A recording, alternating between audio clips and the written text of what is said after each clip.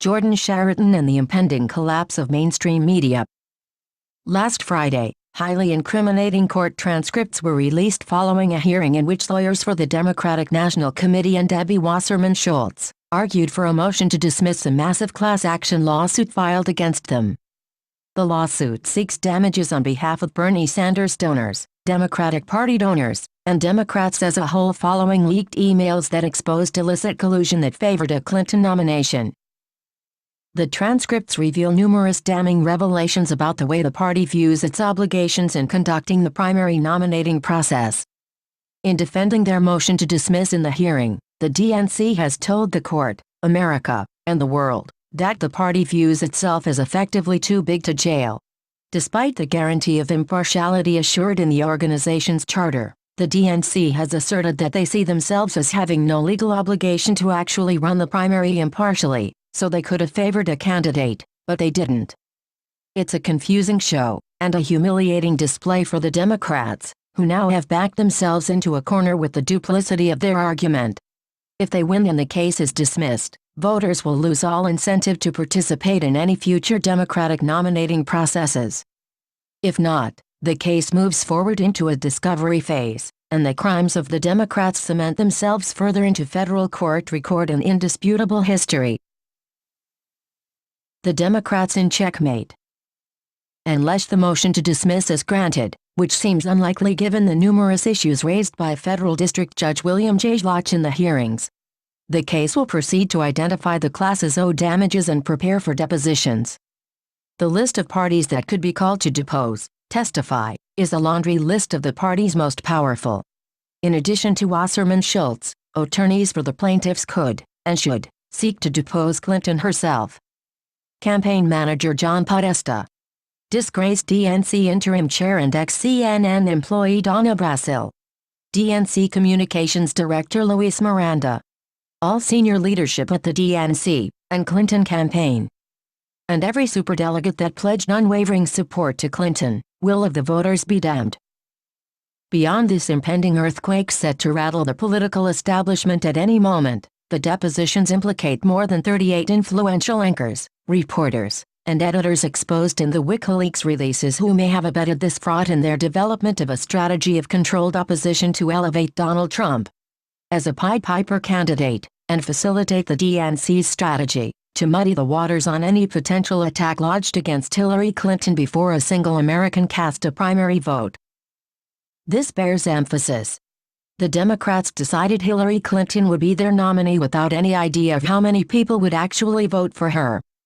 At off-the-records meetings, the party, Clinton's campaign, and the media elite designated her to be the party's nominee before the first Americans cast their primary votes in Iowa on February 2, 2016.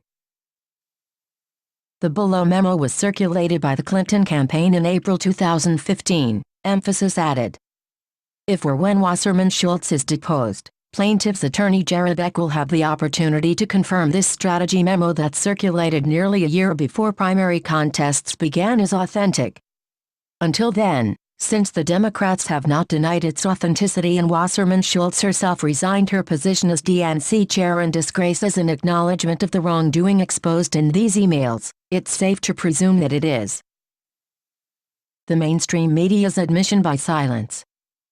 Since the release of these court transcripts, media observers have been struck by a glaring absence of coverage reminiscent of the Bernie blackout that occurred during the primary season in which Clinton and Trump dominated mainstream media coverage.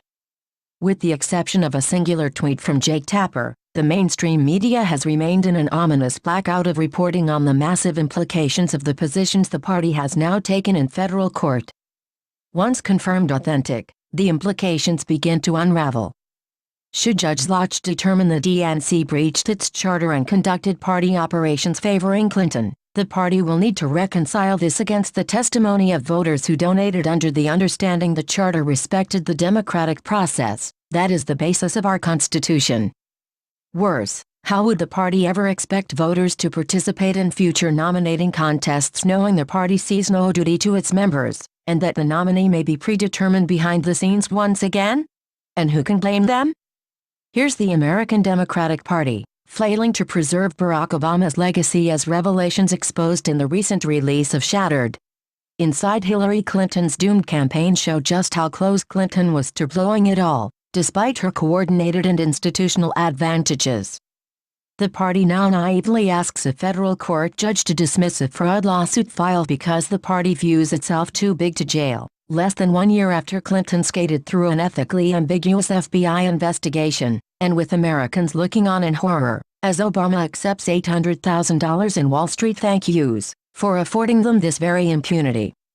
In broad daylight, the corporate media has been exposed for playing an active role in advancing the DNC and Clinton campaign's joint agenda with the flagrant ethical abandon that defines the rotting American justice system.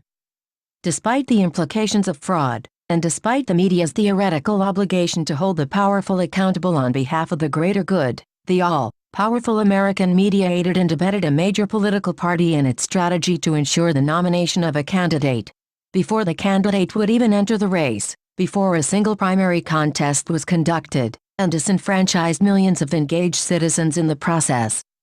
Without a clear messaging strategy following the incoherent and contradictory arguments of Bruce Spiva, the approach will be to avoid and downplay coverage as long as possible. The fault line exposed. The Young Turks fail when it mattered most. Following the initial waves of citizen journalism and independent media commentary on the revelations of the hearings and the arguments presented, the Young Turks featured a panel discussion on the lawsuit in which panelists John Yadarola, Michael Schauer, and Mark Thompson brazenly failed to take a firm stance against any possible fraud or malfeasance, despite having positioned themselves as a progressive-leaning, corruption-busting organization.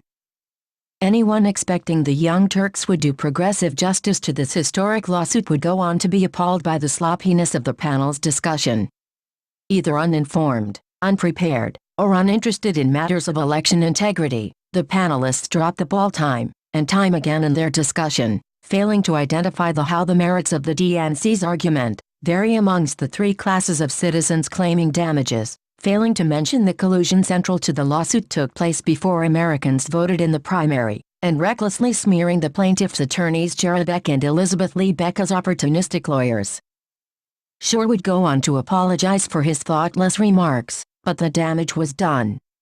When the American public deserved diligent and ethical reporting, the Young Turks provided no such thing, presented with an opportunity to show leadership by soberly addressing eyebrow-raising conflicts of interest that are common knowledge to progressives and take a stand where other media is not. The Young Turks couldn't be bothered to present factually accurate commentary on the issue, much less commentary that is morally unambiguous.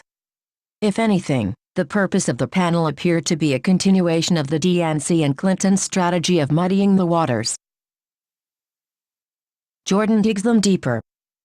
In the aftermath of the Young Turks panel, an uproar of criticism erupted in defense of the merits of the lawsuit and the gravity of the damages claimed by the millions of Americans disaffected.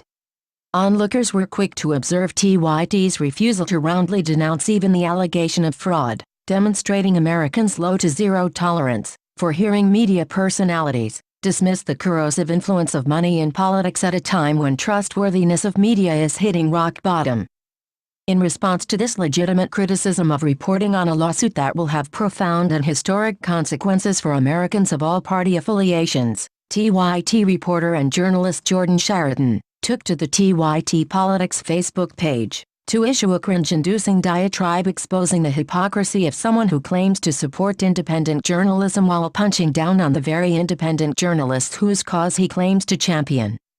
In his video, Chariton baselessly blasts independent journalists H.A. Goodman and Tim Black in a dishonest and disgraceful tirade slandering two popular and refreshingly credible up-and-coming media personalities related to their rightful criticism of TYT's mediocre reporting.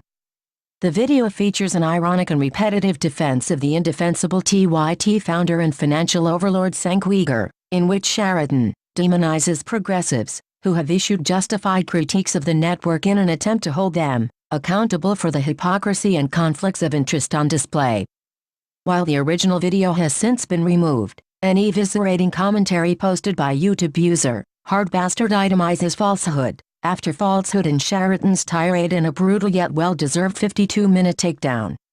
History will look back at Chariton's meltdown as a flashpoint in the war between the decaying corporate media and the rising power of a defiant anti-corporate independent media, born out of the media blackout the Democratic establishment instituted, to favor Clinton, obscure Sanders, and elevate Trump.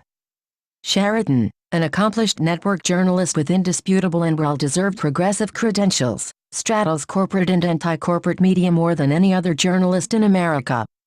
Beyond his unassailable dedication to the woefully ignored crises at Standing Rock and in Flint, Michigan, Chariton set the bar for holding the powerful accountable with his unforgettable badgering of Tanya Brazile, following the exposure of her participation in this very scandal.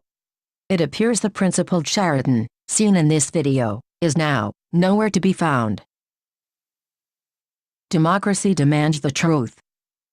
To many, Chariton has lost his credibility in this episode that exposed that, at a make-or-break moment in history, his allegiance to corporate media was greater than his allegiance to true progressivism. Those who have followed his work in the field may have expected the most from Chariton, based on the excellence, candor, and gusto that has defined his reporting to date. Unfortunately, Chariton could not be counted on as a leader to demonstrate a clear vision of morality in the wake of the DNC's slimy posturing in court. At this writing, he has yet to issue an apology for his distasteful conduct. He would be wise to do so urgently and sincerely. While partisan Republicans and many Democrats may support the Citizens United ruling, true progressives unbound by partisan conventions understand defeating money in politics means defending the liberal justice's opposition to the ruling. For activists, this demands a continuous and fearless interrogation of all establishment figures to mitigate the corruption that currently thrives in the gray areas left in the ruling's wake. Here, both Chariton and his TYT counterparts leave much to be desired. And so, the fallout has begun. The Americans most finely in tune with the events unraveling at this moment in history see Chariton as the flashpoint between corporate and anti-corporate media. He and all journalists will have their trustworthiness further examined as new independent media personalities continue to emerge in the vacuum for truthful reporting, created by the establishment media's conglomeration in support for Clinton's candidacy. Any refusal by a journalist to hold those in power accountable will expose a journalist who has taken the side of the corrupt, conglomerated, predatory media establishment. A coincidental benefit enjoyed by any and all media analysts peddling the sober truth is that facts, as presented in tandem, create a serendipitously consistent messaging strategy across party lines and ideologies. As the anti-corporate media movement gains steam in this era of grand media distrust, the truth will continue to be the hottest commodity and the new standard by which storytellers will be evaluated for trustworthiness. The truth sirens most in tune with the truthers will become the new champions of the anti-establishment media movement until the goal of overturning Citizens United is achieved. Alongside the whistleblowers, any and every aspiring journalist can yield the truth as a weapon to confront head-on the corrupt corporate actors in American media that are running from it. These citizen journalists may not be paid well, or at all. To them, nothing is more invaluable than the truth.